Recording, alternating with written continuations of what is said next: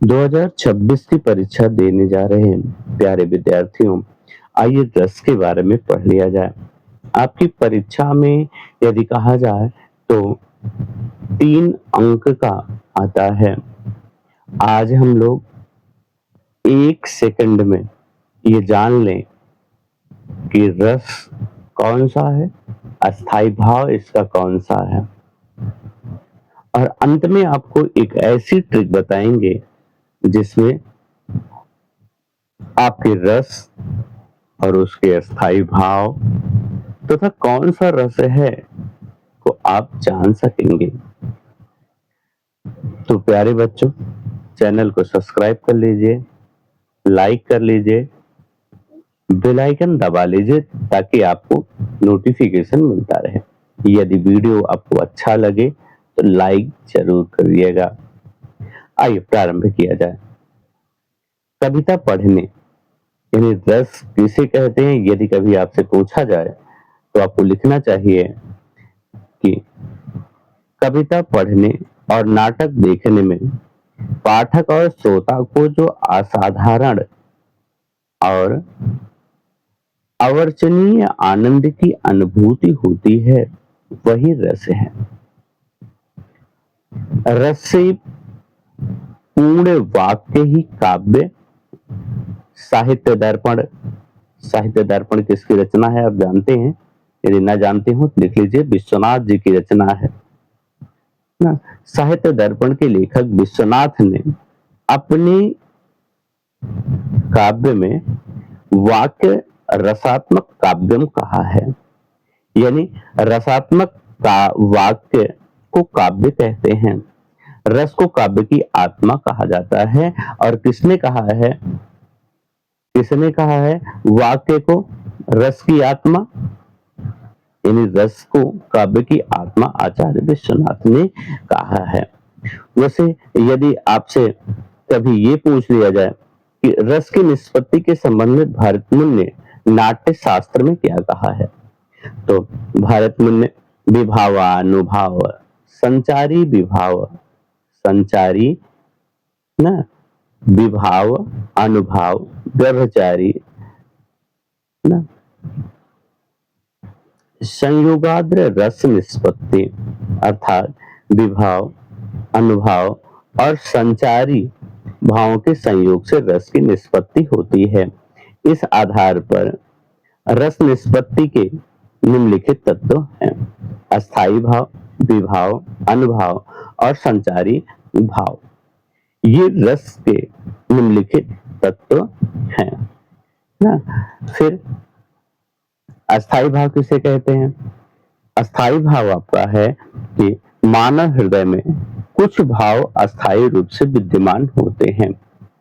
मानव हृदय में कुछ भाव अस्थायी रूप से विद्यमान होते हैं ना, इन्हें हम अस्थायी भाव कहते हैं।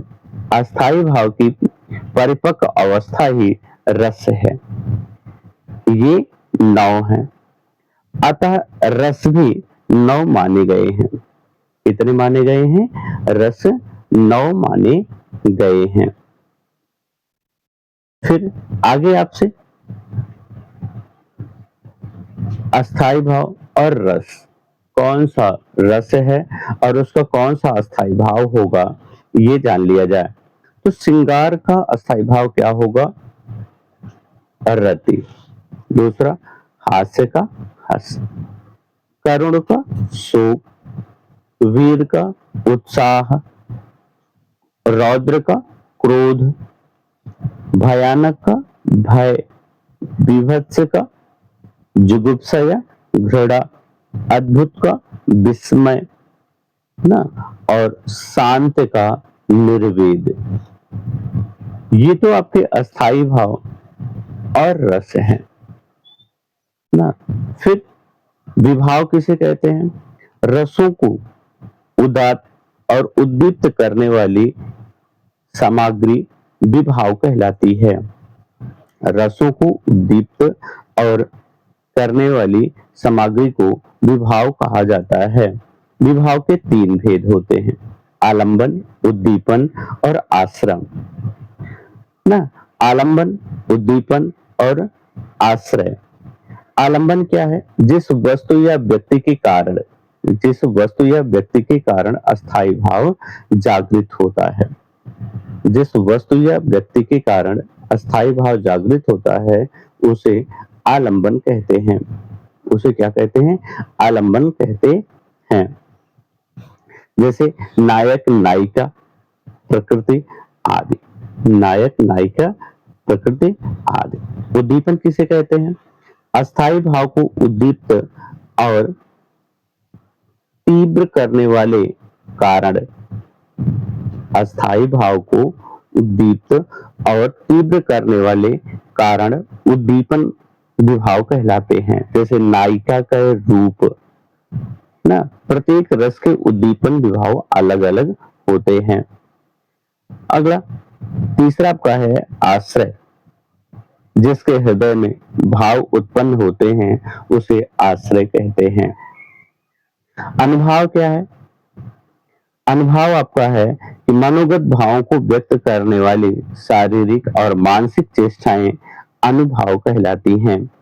अनुभाव भावों के बाद उत्पन्न होती हैं, इसलिए इन्हें अनुभाव कहते हैं। अनुभाव मुख्यतः दो प्रकार की होती हैं, एक कायिक और दूसरा सात्विक। कायिक और सात्विक दो प्रकार की होती हैं। अगला है संचारी भाव। जो भाव संचारी भाव वह है जो भाव मन में केवल अल्पकाल तक संचरण करने वाले होते हैं, वे संचारी भाव कहलाते हैं। इन्हें दूसरे नाम या छद्म नाम व्यभिचारी भाव के नाम से भी जाना जाता है। ये अस्थायी भाव को पुष्ट करके क्षण भर में गायब हो जाते हैं। इनकी संख्या 35 मानी गई है। इनकी संख्या 35 मानी गई है। कौन कौन से हैं? आइए देख लिया जाए कि ये आपके संचारी भाव कौन कौन से हैं। तो संचारी भाव में निर्वेद, आवेग ना, ये आपके माने गए हैं। और अंतिम कौन सा है? तो अंतिम आपका मरण माना जाता है। कौन सा? मरण माना जाता है। फिर रस के कितने भेद हैं? तो आइए रस के भेद जान लिया जाए।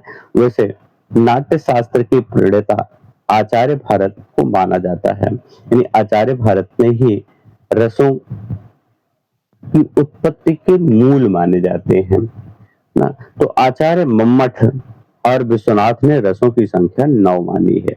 कितनी मानी है? 9 मानी है। जो आगे चल करके वात्सल्य और भक्ति रस को की कल्पना की गई और इस प्रकार रसों की संख्या कितनी हो गई? 11। श्रृंगार रस, हास्य रस, करुण रस, वीर रस, रौद्र रस, भयानक रस, विभत्स रस, अद्भुत रस, शांत रस, वात्सल्य रस और भक्ति रस।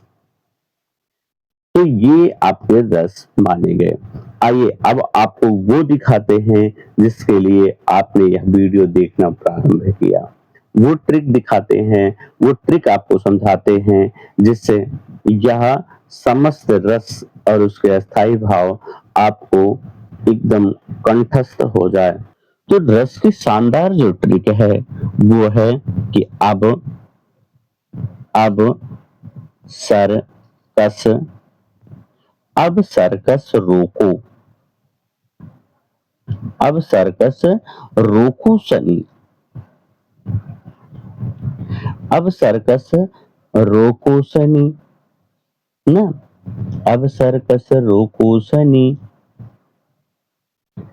बीज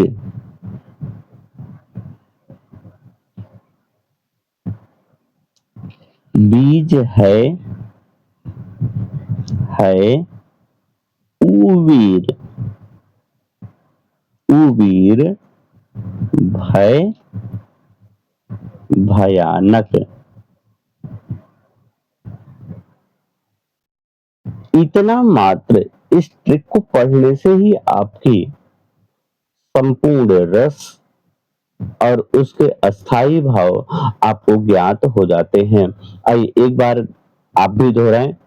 अब सर्कस रोको शनि।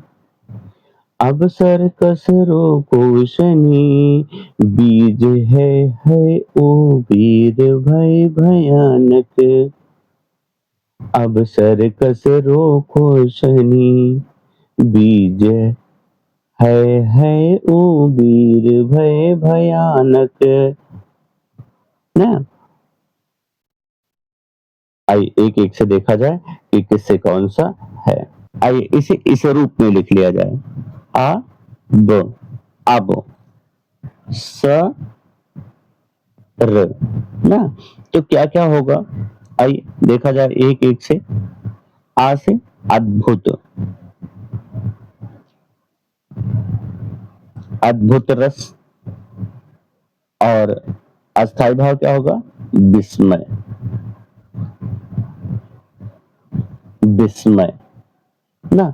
और सा से क्या होगा, श्रृंगार रस, श्रृंगार रस। अस्थाई भाव क्या होगा, रति। अब सर्कस रोको ना, अब सर्कस रोको शनि। आइए इनसे देखा जाए कि इनसे कौन से आपके रस और अस्थाई भाव हैं। इनसे आपके शोक और करुण ना, शोक और करुण रस। तो ये तो आपका अस्थाई भाव हुआ और ये आपका रस हो गया। आइए दूसरा देखा जाए कि शनि से कौन से होगा। तो सा से आपका होगा शांत रस। कौन सा रस होगा, शांत रस।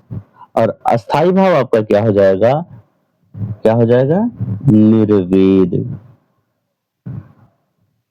निर्वेद। जिसे आप और किस नाम से जानते हैं, तो इसे आप कह लेते हैं वैराग्य, वैराग्य के नाम से आप जानते हैं।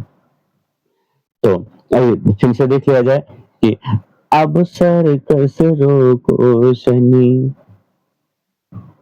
अब सर्कस रोको शनि। बीज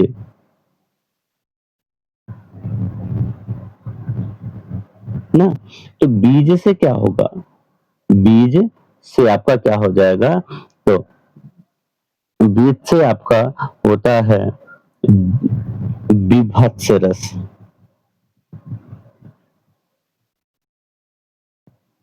विभत्स रस।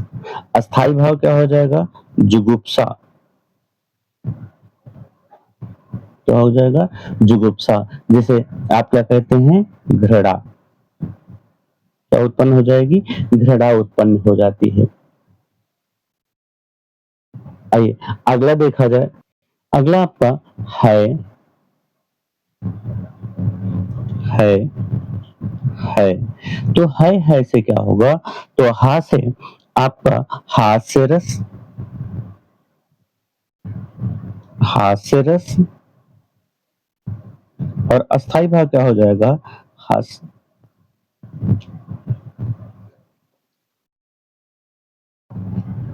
अगला आपका है उबीर, उबीर। तो उबीर से आपका हो जाएगा वीर रस, वीर रस। और अस्थाई भाव आपका क्या हो जाएगा, वीर रस का उत्साह।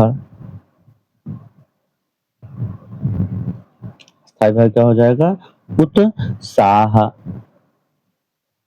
ना। है, है उबीर, भय, भय भयानक, भय भयानक। तो भयानक आपका क्या है, रस है, सीधा सीधा आप जान लीजिए। और अस्थाई भाव क्या है आपकी, वो भय, भय भयानक आपका अस्थाई भाव है।